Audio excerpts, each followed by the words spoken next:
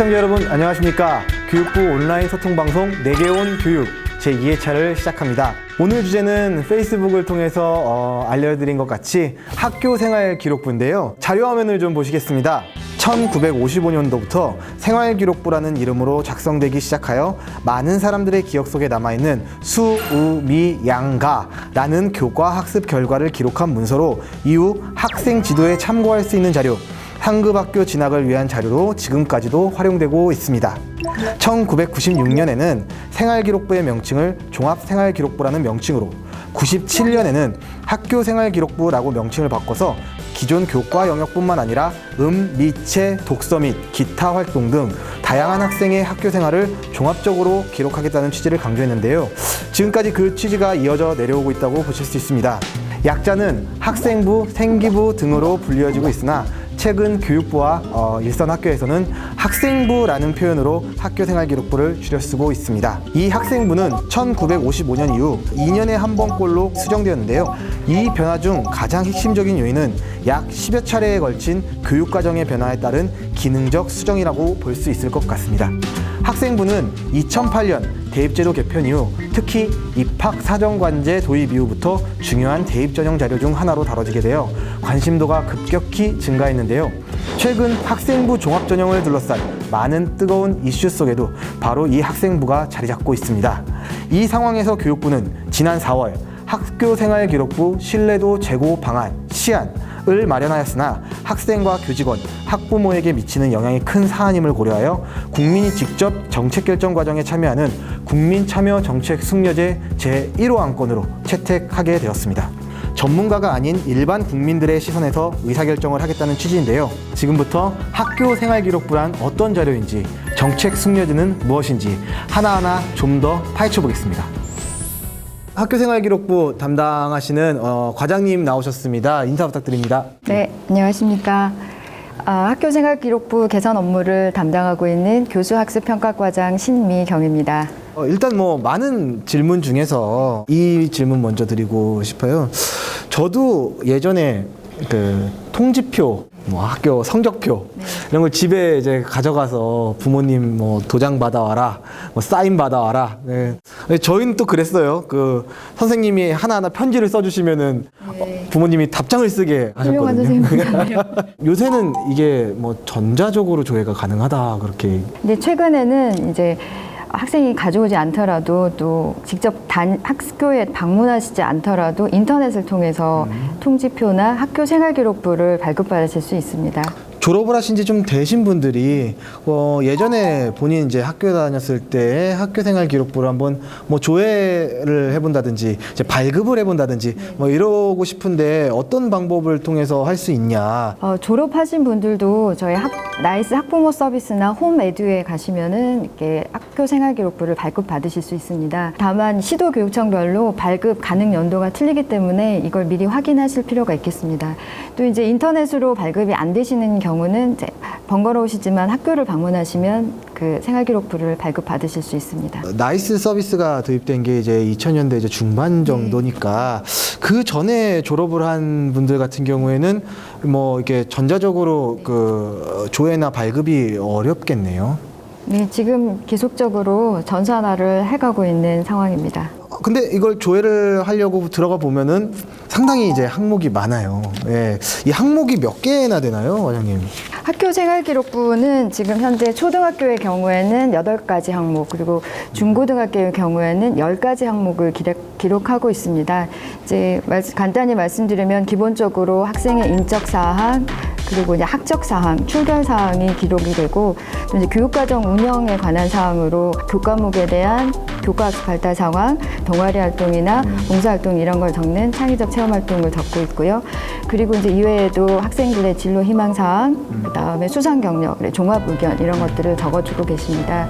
그리고 이제 중학교의 경우에는 자유학기제 항목이 또 추가가 되고, 고등학교의 경우에는 자격증 항목이 더 추가가 돼서 중고등학생은 이제 한 10개 항목을 기재하고 있습니다. 하나하나 좀 살펴보는 게 좋을 것 같습니다. 인적사항부터 한번 얘기를 해볼까요? 인적사항이란 게 이제 어떤 내용이 들어가죠? 학생의 성별, 그리고 주소, 그다음에 부모님에 관한 간단한 정보가 이제 기록이 됩니다. 부모님에 관한 정보. 이게 사실 이 부모님에 관한 정보가 학생 입장에서는 뭐 학생에 따라서는 좀 부담될 수도 있을 것 같아요. 이제 학생들 입장에서 부모님이 사망이나 이런 것들은 뭐 기재를 안 할 수 있는 방안이 있습니다. 그러면 학적 사항 이거는 또 어떻게 되나요? 네, 학적사항은 학생의 입학, 그 다음에 졸업, 그 다음에 전학 관련 사항들을 기재하게 되는데요. 이게 사유 이런 것들을 간단하게 특기사항에 이제 적도록 그렇게 하고 있습니다. 좀 뭐 민감한 질문일 수도 있습니다. 근데 만약에 뭐 학교 폭력 때문에 전학을 가게 되는 경우에 이게 기록에 남나요? 학교에서 그런 상황에 있는 건 좀 안타까운 상황인데요. 지금 그 관련 법령에 따라서 그런 학교 폭력과 관련 기록들은 전학 시에 이제 기록을 하도록 하고 있습니다. 출결 사항 이건 뭐 거의 저희가 뭐 늘상 알고 있듯이 얘가 몇 번 지각했고 뭐 몇 번 결석했고 이제부터는 좀 중요한 항목들인 것 같은데요. 교과 활동이라고 하면은 뭐가 이제 들어가는 건가요?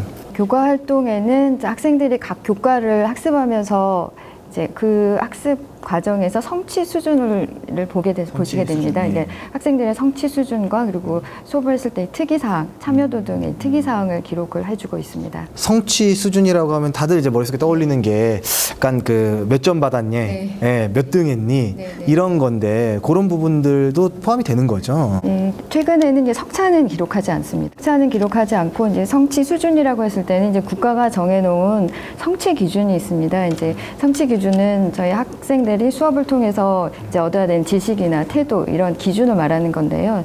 이제 그 기준에 몇 % 정도를 도달했다고 선생님께서 평가하시는지 이거를 보셔서 A부터 E까지 그리고 어떤 과목에 대해서는 3단계로 A부터 C까지 이렇게 성취 기준에 도달한 수준을 선생님들께서 그 평가를 해주시고 있고 고등학교의 경우에는 이제 그 대학 입시 등을 위해서 이제 상대적인 위치 정보가 필요합니다. 그래서 수능과 같이 그러니까 이 학생이 각 과목마다 그러니까 어디 정도 그 학교에서 어떤 위치에 있는지 그런 상대 정보 위치를 등급으로 표시해주고 있습니다.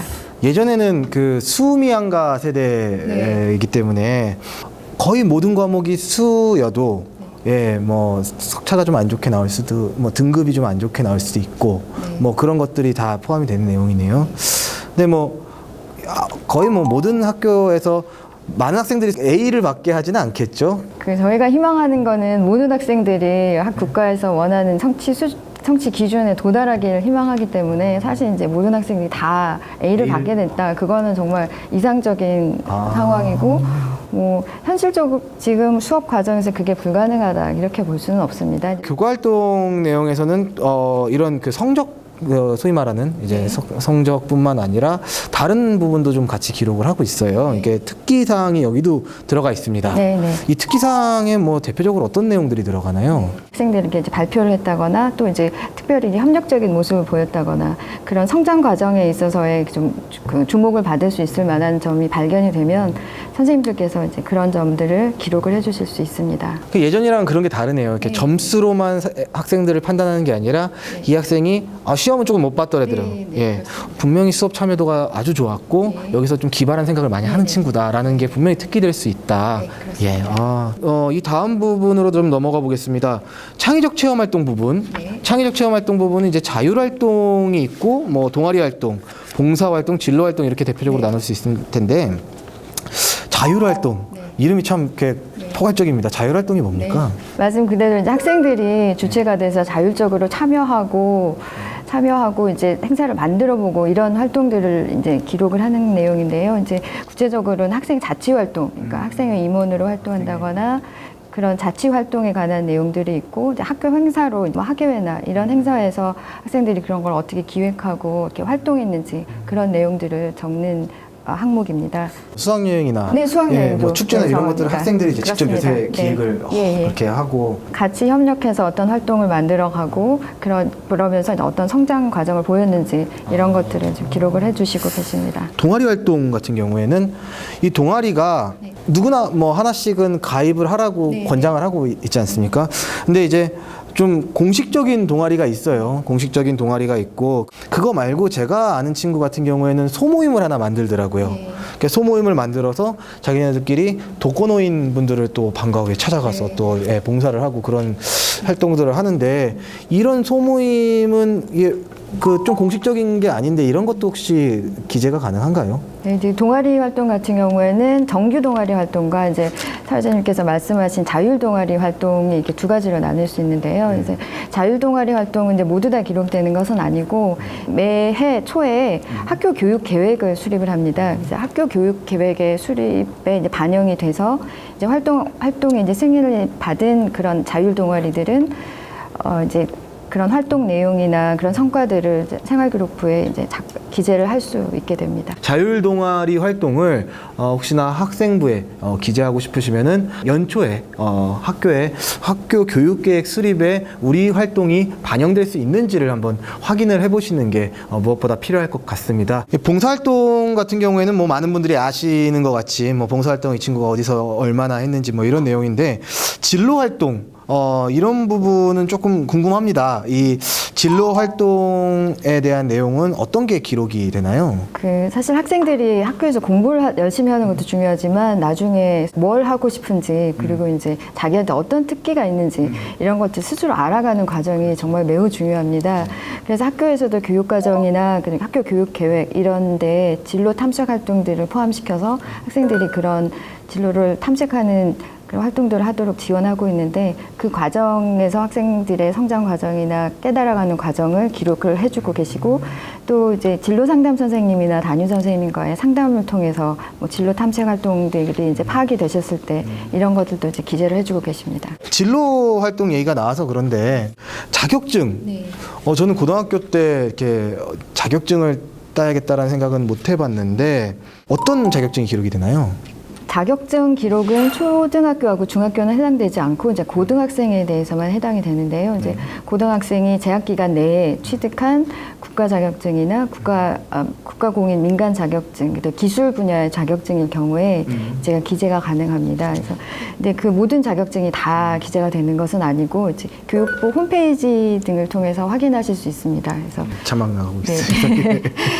거기에 해당하는 그 자격증의 경우에는 재학 중 취득한 자격증이 기재가 가능합니다. 조목조목 그 항목에 대해서 살펴봤는데 뭐 우리 케이스 스터디가 한번 필요할 것 같아요. A라는 학생이 국립대학에서 개최하는 영어 말하기 대회에 참여를 했습니다. 여기서 이 친구가 우수상을 받아요. 그리고 얼마 전에 이제 학교에서 몇 시간 이상 독서를 하면은 인증을 해주는 인증장을 교장 선생님 도장을 딱 찍어서 받게 됐습니다. 학교 생활기록부의 어느 영역에서 이게 확인이 가능한가요? 수상 경력과 관련해서는 교내에서 개최된 상만을 기록하도록 하고 있고 인증과 관련해서는 학교 내외 모두 동일하게 인증 사항은 기록하지 않고 있습니다. 그럼 이 친구는 이제 둘 다 네, 안 됩니다. 둘 다 안 되는 네. 친구네요. 근데 그 교외에서 받은 상은 안 되고 이제 교내 상은 인증이 이게 기록이 가능하다 이런 얘기네. 그럼 같은 영어 말하기 대회라도 학교 내에서 한 그 우수상을 받으면 이거는 기록이 되고 전국 대회 다 이렇게 했는데 이거는 또 안 되고 꼭 유의하시기 바랍니다. 학교 내에서 받은 상은 기록이 가능한데 학교 외에서 받은 상은 기록이 안 됩니다. 그럼 독서 인증장 같은 경우에는 사실 뭐 인증장이긴 하지만은 이 친구가 독서를 몇십 시간 이상 했다라는 얘기지 않습니까? 그럼 요거에 대해서는 독서 활동 쪽에서는 좀 기록이 가능하지 않겠습니까? 네. 그 학생이 이제 독서를 확실히 했다는 그런 증빙 자료가 있을 경우에 독서 기록장이나 뭐 독후감 이런 것들을 확인하신 후에 그런 기록에 바탕으로 해서 독서 활동에 이제 해당 교과 담당 선생님이시나 아니면 담임 선생님께서 이런 활동을 이제 기재해주고 계십니다. 그럼 뭐 독서 인증장이 뭐 자격이나 인증 쪽에서는 확인은 안 돼도 독서 활동이라는 부분에서는 확인이 가능할 수 있다. 다음입니다. 대학이 주관하는 전공 체험 프로그램에 참여를 했습니다. 사실 뭐 고등학생들 같은 경우에는 그 전공 체험 이런 거 하면서 내가 이 전공을 가는 게 맞나 이런 고민들도 많이 하잖아요. 그래서 그 학교에서 이제 전공 체험 프로그램 참여했는데 이게 기록이 생활기록부의 이제 기본 원칙이 정규 교육 과정에서 학교에서 이루어지는 활동을 기재하는 것이기 네. 때문에 외부 기관에서 개최하는 체험 활동에 참여한 것은 기록이 되지 않습니다. 이제 다만 이제 교육부와 시도교육청 관련 기관이 주최하고 또 주관하는 행사에 참여했던 기록들은 기재가 가능하도록 하고 있습니다. 아, 교육 관련 이제 국가 공공기관 몇 개 이제 나열을 해주실 수 있겠습니까, 이거는? 교육 관련 시도교육청과 이제 교육부나 시도교육청 산하기관 이렇게 파악하시면 됩니다. 산하기관. 예, 그러면 저희가 이 산하기관에 대해서는 여기 화면에 저희가 뿅뿅뿅뿅 띄워드리도록 하겠습니다. 어떤 기관에서 하는 게 좀 인정이 되는지. 예, 학부모님들께서는 이 기관에서 여는 그런 프로그램에 대해서는 학교생활기록부에 기재가 가능하다라는 것을 다시 한번 참고해 주시기 바랍니다. 학생부에 대한 비판 중에 이제 가장 큰 내용이 이게 선생님에 따라서 뭐 써주는 내용도 다르고, 그리고 특히 뭐 상위권 학생들 위주로 써준다. 그래서 뭐 상위권 학생들의 전유물 뭐 이런 비판도 받고 있는데, 이런 문제에 대해서는 좀 어떻게 생각하십니까?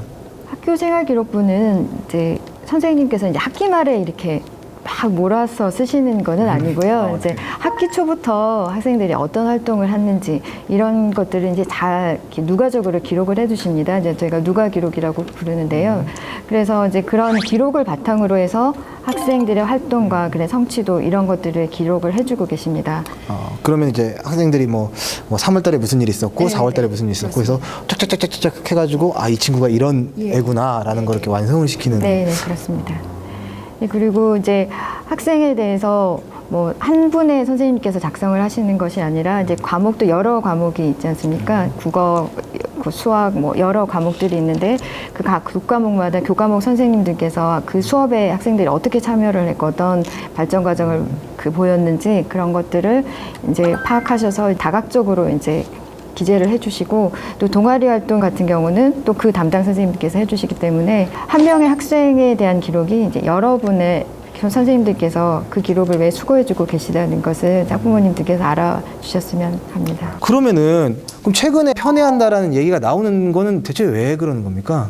최근에는 사실 저희가 교육과정이 학생 중심 교육과정으로 바뀌고 또 이제 과정 중심 평가를 이제 교육부에서 계속 추진해왔기 때문에 선생님들께서 이제 학생이 수업 과정에서 어떤 발전을 했는지 이런 것들을 이제 좀 주의 깊게 보시고 이제 파악하시고 다 많은 부분을 적어주고 계십니다. 근데 다만 이제 그런 문제 지적에도 좀 저희가 귀를 기울여야 하기 때문에 이제 특기사항 기재 대상을 모든 학생으로 이제 확대하는 방안을 검토 중입니다. 특기사항 기재가 모든 학생들한테 되는 건 아니었나요? 지금 현재 규정으로는 특기할 만한 사항이 있는 학생에 대해서 예, 이렇게 좀 꼼꼼하게 작성됐고 이제 뭐 된 그 학교생활기록부. 근데 학생이 그거를 이제 학년이 넘어갈 때까지 못 보죠. 학년이 이제 끝났을 경우에만 볼 수 있습니다. 학년이 끝났을 때. 예. 그러니까 내가 어떻게 살았는지 너무 궁금해요. 그래서 학년이 끝나서 봤어요. 네. 근데 이 내용은 아닌데? 라고 생각이 들면은 그건 어떻게 해야 됩니까? 정정 희망 사항이 있을 경우에는 이제 학교에 정정 사유나 정정 내용, 그다음에 증빙 자료 이렇게 첨부해서 학교에 신청을 하시게 되면 학교에서는 그런 학급성적관리위원회 이런 심의를 거쳐서 그걸 판단하셔서 정정 여부를 결정하시고 계십니다. 저는 이게 정정이 안 되는 줄 알았거든요. 그러니까 말씀드린 대로 이제 객관적인 증빙 자료가 있는 경우에 한해서 정정을 하도록 하고 있습니다. 네. 혹시 모르셨던 분들은 뭐 열람은 학년이 끝나면은 가능하니까요.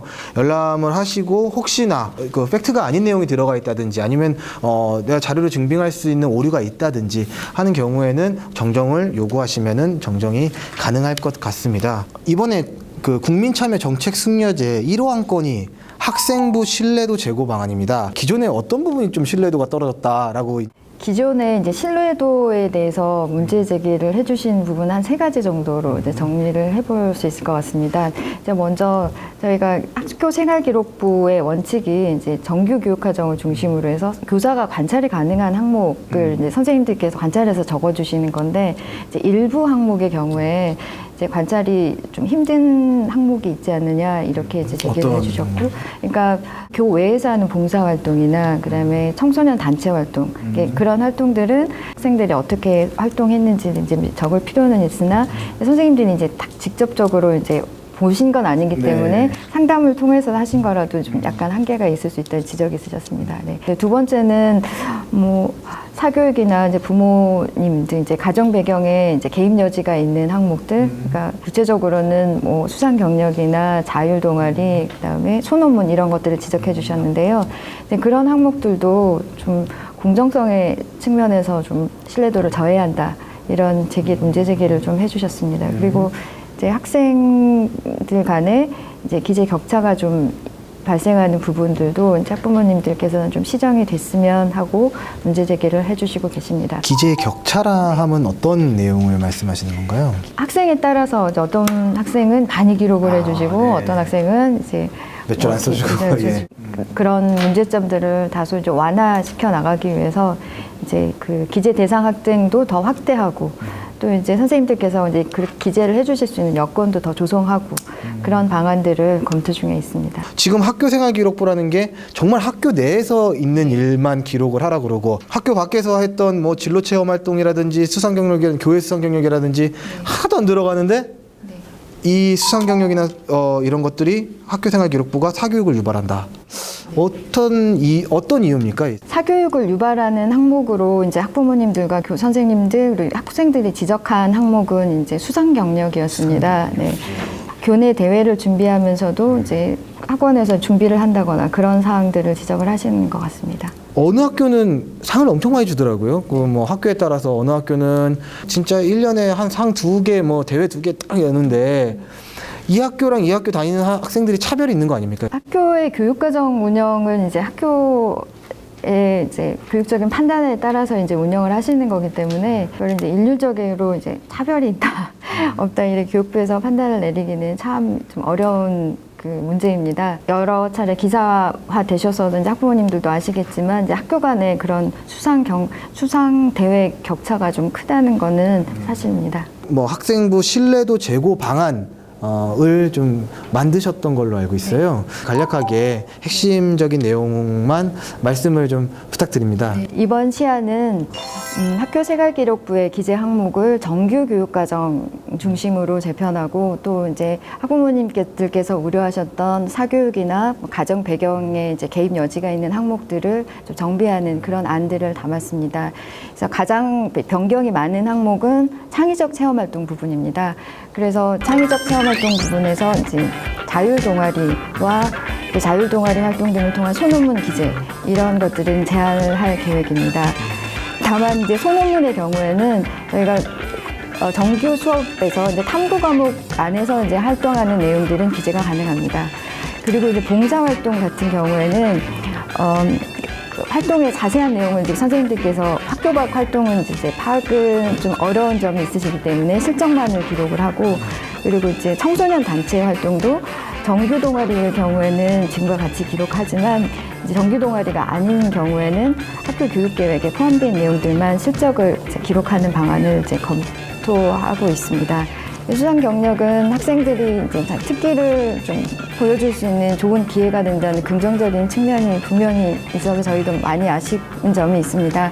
다만 이게 학생들에게 이제 과도하게 경쟁을 좀 유발하고 선생님들께서도 좀 이런 것들 준비하시는데 많이 시간을 뺏기시다 보니까 교육 활동에 좀 주장을 받는다는 의견이 크시기 때문에 수상 경력은 기재 항목에서 제외하는 방안을 이제 검토 중입니다. 예, 뭐 여러 가지 지금 이렇게 안이 나와 있는데 우리 국민 여러분 그리고 시민 참여단 여러분께서는 요 내용을 좀 잘 들으시고 어떻게 결정이 되는 게 또 바람직한 방향인지 한번 또 같이 고민을 해보는 시간이 됐으면 좋겠습니다. 물론 이 모든 이야기는 그 정책 숙려제에 참여하는 국민 여러분에 의해서 존속이 될 수도 있고 폐지가 될 수도 있습니다. 이제 많은 그 참여가 좀 필요한 그런 내용이고요.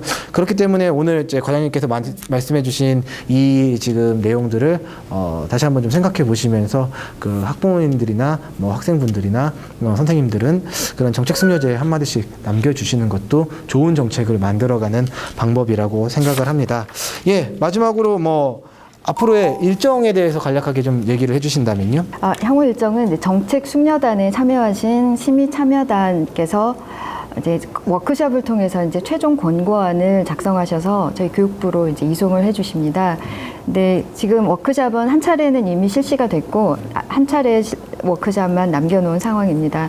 그래서 시민 참여단께서는 저희가 몇 차례 했던 여론조사 결과 그리고 이제 온 교육에 남겨주신 국민 여러분들의 이제 의견 그리고 시도교육청의 의견 이런 것들을 최종적으로 이제 다 판단하셔서 최종 공고안을 이제 한 7월 중순까지는 교육부에 이제 보내주실 계획입니다. 이제 교육부는 그 권고안을 최대한 반영해서 저희 그 교육부의 방침을 이제 확정할 계획입니다. 예, 과장님 긴 시간 함께 해주셔서 너무 감사하고요. 앞으로도 예, 학생, 학부모님 그리고 우리 선생님들과 함께 좋은 그 학생부 기재 요령 그리고 학생부 내용을 만들어 가시는 과장님 되시길 정말 기원드리겠습니다. 감사합니다. 감사합니다. 자, 지금까지 이야기됐던 학교생활기록부 이게 국민참여정책숙려제 제1호안건으로 그 채택이 됐는데요. 그러면은 국민참여정책숙려제에 대해서 저희가 한 번은 좀 더 짚고 넘어가야 할 것 같습니다. 그래서 이제 담당하시는 또 과장님을 모셨습니다. 안녕하세요. 교육부 혁신행정 담당관 최승부입니다. 제일 처음 질문을 좀 드리겠습니다. 우리 교육부가 충분히 그 전문성 있는 정책 결정기관이고 정책을 또 기획하는 기관인데 이거를 국민참여정책숙려제로 어떻게 뭐 채택을 해서 정책 결정을 좀 부탁드린 이유는 뭘까요? 교육 정책에 대해서는 일반 국민들의 관심이 상당히 많은 분야입니다. 국민참여정책숙려제는 정책 결정이 지금 교육부 중심, 전문가 중심에서 국민들이 직접 결정하는 그런 형태로 하게 됩니다. 그래서 국민들이 눈높이에 맞는 정책을 결정하고 국민의 뜻을 수렴해서 교육 정책을 결정하겠다는 게 국민참여정책숙려제입니다. 비난도 많이 받으시죠? 지금 네, 최근에 무슨 얘기가 많이 나오나요? 지금 이제 기본적으로 언론에서는 이제 하청을 줬다, 그다음에 결정장애다 이런 표현이 많이 나오고 있습니다. 그래서 결국에 그게 이제 국민의 뜻을 따른다는 건데 그렇게 또 오해가 커질 줄을 저도 처음 알고 깜짝 놀랐습니다. 정책 숙려제로 결정되는 그런 뭐 정책들, 뭐 심의 받게 되는 정책들 이런 것들은 왜 그 심의를 받게 되는 겁니까? 지금 이제 교육부 정책에 대해서 이제 기본적으로 상당히 이해관계가 첨예하게 갈리는 사안이 많이 있습니다. 그런 복잡한 문제에 대해서 국민의 뜻을 겸허히 받아들이겠다는 게 이제 정책 숙려제입니다. 그러니까 모든 정책을 대상으로 국민참여정책숙려제를 하는 게 아니고 이해관계가 첨예하거나 복잡하거나 이런 문제에 대해서 한해서 하신다는 말씀을 드립니다. 아무 사람이나 잡고 뭐 이 정책 어떻습니까? 라고 하면은 뭔데요? 이렇게 얘기를 하잖아요. 그러니까 이 정책 뭐 시민 참여단인가요? 그 참여단을 구성을 할 때 또는 그런 정책 숙려제를 할 때 의견을 물을 때 어떤 기준으로 또 이게 묻게 되는 겁니까?